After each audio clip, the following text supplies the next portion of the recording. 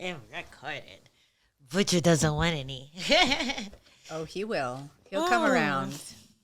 There's a lot of froth. He's shaking it up. Is it like Guinness? It's a Pretty much. Yeah. Does it have the thingy in it? What's the thingy? The plastic thingy. There's a plastic thing in Guinness? Yeah, to like stir it. Oh, I don't know. I've never seen that. You are more versed in Guinness than I am in other Irish stouts. All right, guys, we're back with a free tasting of Forged Irish Stout by yours truly, Conor McGregor. Mr. McGregor. Oh, Mr. McGregor, shall you do the honors? Yes, I shall. Holy shit. You were setting me up. Bitch, Whoa! you were setting me up. That was really loud. It sounded like hydraulics on a car. Oh, shit. All right. Yeah, that would have been really funny, but I didn't mean to set you up like that. My bad. I half believe you. Okay. Well, I'll pour it.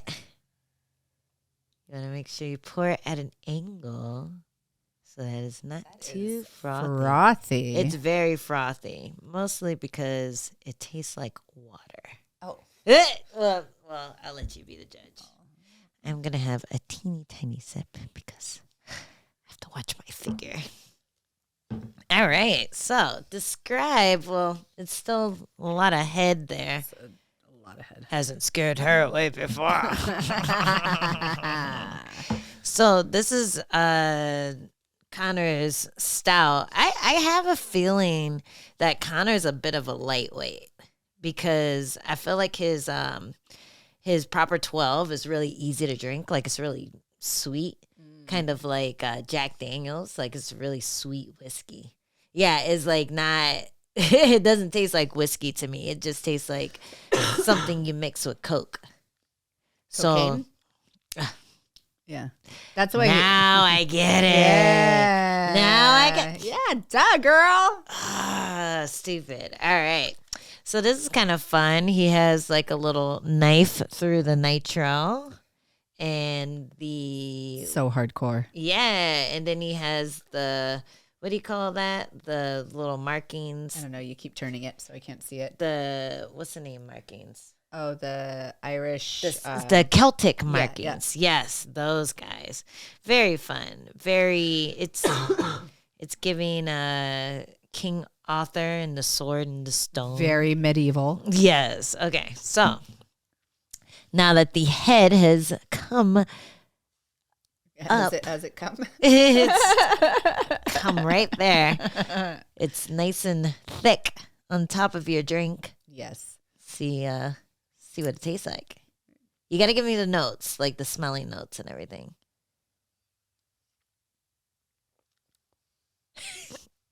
Very impressed. Frothy water. Very easy to drink. Probably keep you hydrated on a hot day.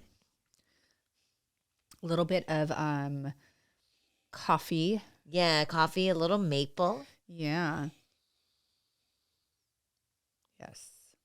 Yeah, definitely smell the cocoa, like cocoa nibs. A hint of vanilla.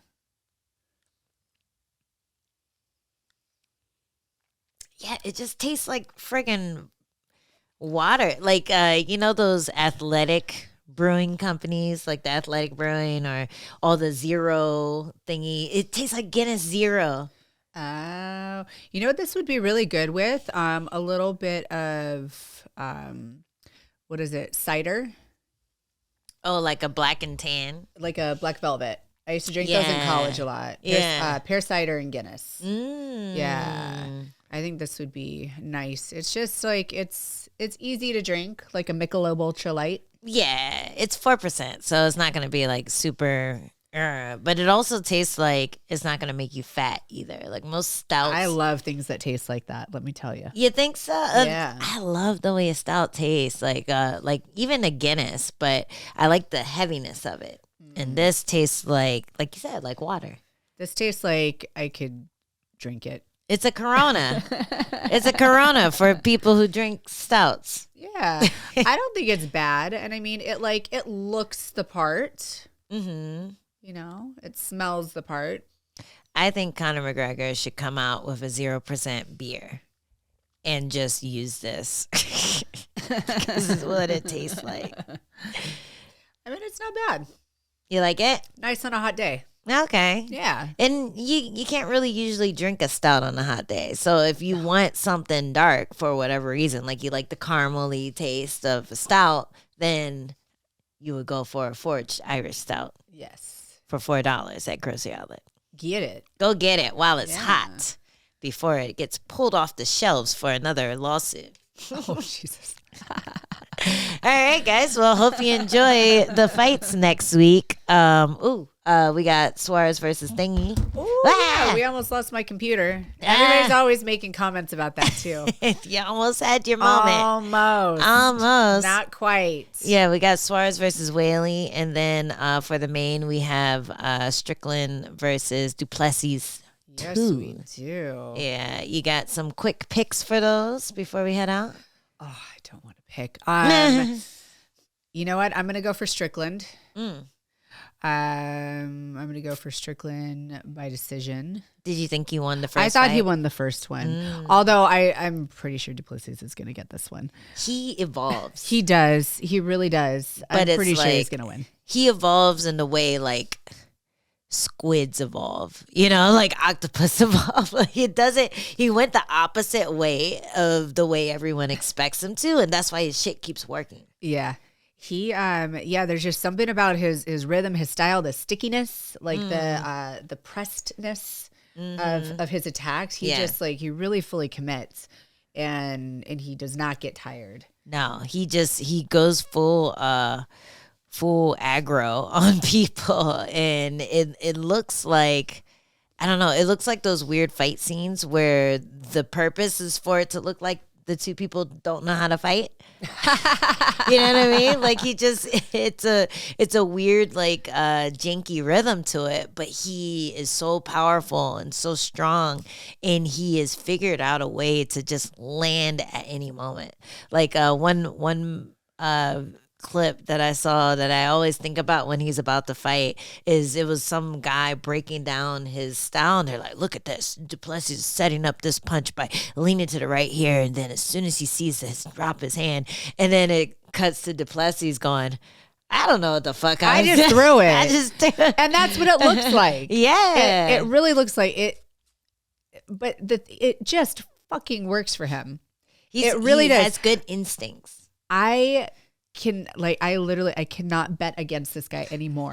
I can't because every time I do. Well, that means Strickland's going to win because he has the same thing. Whereas like, don't bet against this guy. I know it doesn't look like he's going to be able to beat this guy, but he is. So they kind of both have that power of you doubting their ability and then just smashing it. Yeah, it's it'll be interesting. I know it's going to be a good fight. The first fight was a good fight. They're both determined to prove, that they're the best. Yeah. So I think that they're just I think it's going to be an elevated fight. I think they're going to bring out the best in each other. Yeah, I think I have Duplessis winning too. I feel like Strickland manages his energy better, which can actually be a weakness. It's almost to his detriment. Yeah. You wait for him to tire out, and then it doesn't happen, and then you're down 2 rounds, and you're trying to catch up, and you just can't get going. And I feel like that's what happened the first time, and I feel like Duplessis might be able to just get his style going a little faster than Strickland now that they have the rematch. Yeah. How do you see Zhang and Suarez going? I don't know. It's a pick'em. It is. I really have this image of Weili forgetting that she wants to keep it on the feet and trying to take Tatiana down and getting guillotined. Like I have this. That's what that's what I see when I see the fight playing out, because of the way that Weili's been performing and the way that Suarez has been performing. But if Weili goes back to her heavy striking style, if she goes back to like the version that beat Joanna, the version that beat all these other people, then I think she'll come out on top. I think the striking of Suarez still has a lot to be proven, and that she needs to have it go to the ground in order to win. But we haven't really seen that much of Suarez. So she could be making leaps and bounds in the gym, and we just haven't seen it because we haven't had the luxury of seeing her have to stay on her feet. So, yeah, I don't know. Well, I'm pulling for Suarez in this one. I would, I'm rooting for her to win. But I do agree with you that Weili has more tools in her tool belt. Especially in the striking department. She has just more diversity. And she has faced a lot of adversity in her opponents. She's battle tested, and I think that it would serve her best if she kept it striking and really mixed it up on the feet. Yeah. The other thing I can see happening that people are probably going to say I'm insane for, I can see Weili getting dropped. Because Suarez is coming in with this heavy wrestling stance, and these guys are so good at throwing that overhand, putting all their weight into their front foot, because the plan is to shoot, right? I can see her just waiting in on punches. Weili's been hurt a lot in her last few fights, which is why she's relied so heavily on the grappling part. But her last fight against Zhang Yan, she was getting pieced up on the feet. And it wasn't really that many moments where they were standing in front of each other, but she had to take it to the ground. Otherwise, it looked like she was going to get dropped. So even though she did finish her in the first round before it got restarted for some reason. That was a weird one. It was a weird one. So I feel like Weili has taken a lot of damage in her wars, and the ones that made her famous, and Suarez has been able to not get as much head trauma. So that could be a strategy as well. Just like really waiting in on her, making her think about the punches, and then going for the takedown, or maybe even possibly landing on the chin. But I don't know. We got to see it play out. I feel like Weili should have the tools. I feel like Weili is big and Suarez is huge, but I feel like Weili can meet her mass for mass. I don't think either of them are small strawweights. So I feel, I don't know. I think Weili should be able to beat her, but if she doesn't, I think the wear and tear from her previous fights might have made her a little bit chinny.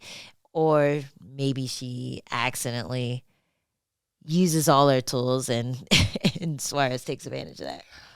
Yeah, there is something about, I could see Weili trying to kind of wrestle the wrestler. Yeah, and like Holly Holm. And I just don't recommend that. Yeah. We've just seen Suarez is just on another level with her wrestling. She has taken everybody down in such a dominant way in all of her fights.